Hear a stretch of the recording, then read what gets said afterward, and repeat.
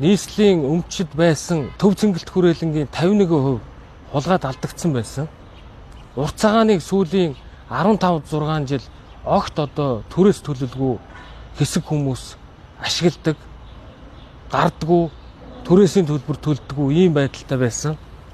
За цаашлаад эмийн үйлдвэр, эмийн ургамлын тариалтын одоо үйлдвэр, зайсангийн хүүхдийн сувилал, 3-4 дугаар хорооллын үйлчлэгээний төв дундах одоо объектууд гэх мэт ийм олон объектууд эзэмгүүтсэн, хулгайлагдсан ийм байдалтай байсан.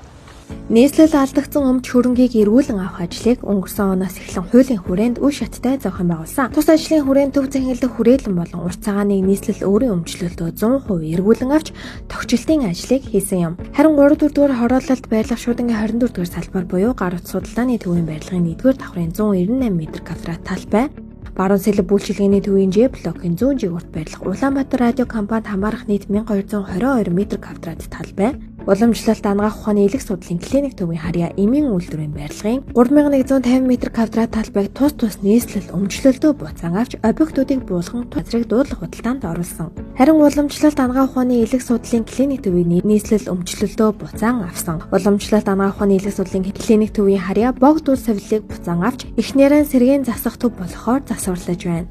Энэхүү үе шаттайгаар нийслэл өөрийнхөө өмч хөрөнгийг эргүүлэн авч шинээр засварлах, тогтжуулах, дуудлах худалдаанд оруулах зэрэг ажлыг хуулийн дагуу хийж буй юм.